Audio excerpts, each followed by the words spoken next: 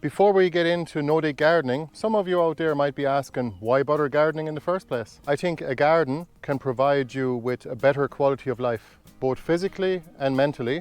Physically because you get exercise from the garden without having to pay for a gym, but it also provides you with nutritionally dense food and remedies which really help to increase your health and actually give you more energy in general. And mentally, of course, because it's a nice place to be and you can be much more balanced. Having a garden is definitely life-changing and it can save you money.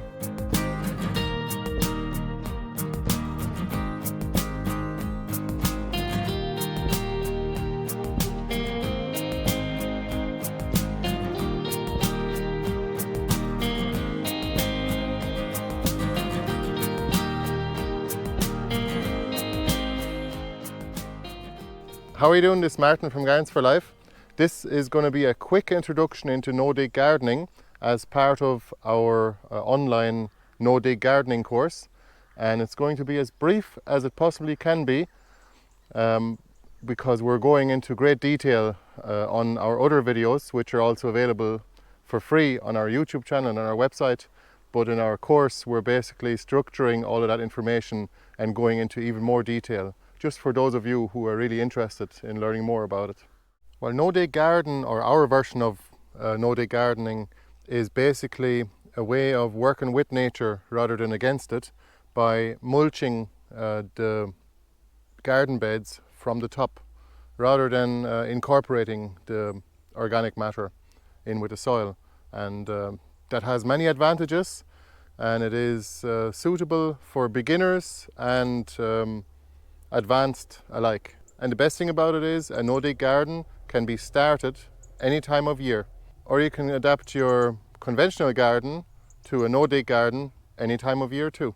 So the aim is basically to just not disturb the soil or the soil life that is in your garden beds, or disturb it as little as possible when you're dealing with root crops such as carrots, parsnips and potatoes. Obviously you're going to have to do a little bit of digging, I should say, to do the harvest. Just remember that the soil life is your main asset in the garden.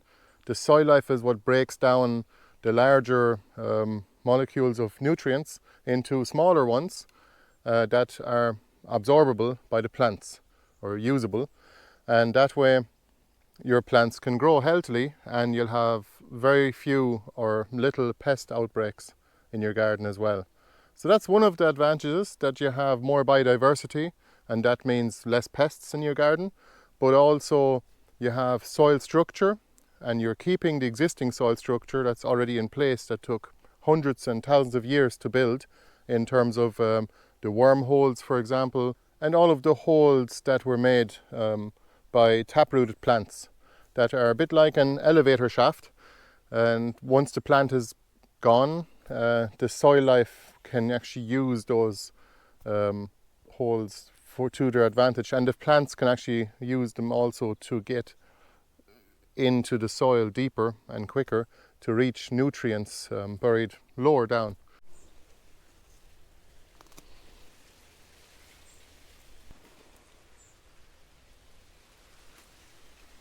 Of course, the main advantage is you'll have 98% less weeding to do, at least in our experience, and that means you have more time to either expand your garden or to plant and harvest more in your garden, and that's always more enjoyable than trying to chase Mother Nature and try and fight it by actually pulling weeds all day, because when you're disturbing the soil by digging it, like in conventional gardening, you're basically pulling up old weed seeds up to 100 years old in some cases, and they're still viable, believe it or not, and those will actually germinate once they come to the surface because conditions are right.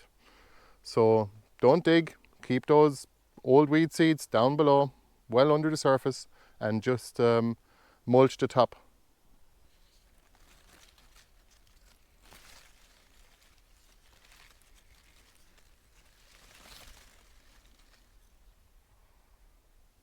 So mainly all you're doing with no-dig gardening is to smother the existing vegetation and There are a number of techniques using either cardboard, plastic or poultry, for example. And then just layering your mulch layer on top and planting into it.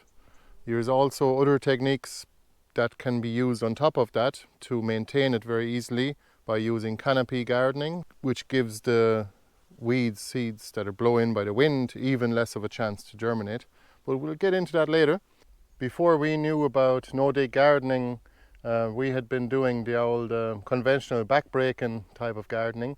And since we've been practicing no-dig gardening, we've been trying to make it better and better for the condition and for the context that we're in here with our climate here in the Midlands of Ireland, for example. But this will work for anyone in the cold temperate climate anyway, as long as you're able to get enough organic matter. In countries like Ireland and the UK, you have mushroom compost, and that would be one of the main ways to get fertility into your garden. And for those few weeds that do pop through, they're so easy to pull up by the time they come out through your compost layer. It definitely makes life a lot easier, and there are much fewer weeds to deal with as well. And that leaves you with more time for planting and harvesting and expanding your garden too. To be honest with you, we wouldn't have been able to achieve what we have achieved here at Gardens for Life with our 1.5 acres of gardens if we hadn't known about no-dig gardening, because it would have been far too much work and too much maintenance as well. Working with nature is definitely the way forward if you want to have a productive garden.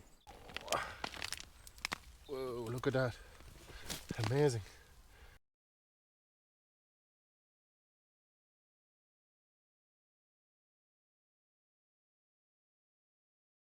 And you barely ever use any tools in the garden. Like, all I have is gloves and a secateurs. But other than that, maybe a rake and maybe a shovel just to fill the wheelbarrow. We don't even use a shovel to plant new seedlings into our garden because the compost layer is so easily malleable. So we could just use our hands to make a hole into it and just stick the plant into it. And its roots will expand very quickly because the soil is so nice and loose. So if you have any questions about no-dig gardening at all, please leave them in the comments below. We'd be very happy to answer them. And if you want to know more about our no-dig course, just watch the next video. And if you're watching this on the course page, it's just below. And you'll find out exactly what the course involves. And below is also a link for our own personal journey of how we went from conventional dig to no-dig gardening. And we'll show you all the different gardens that we have set up in between and over the years. And we've learned something along the way from each of those gardens, and especially the first few. See you in the next video. Thanks again for watching. Bye bye.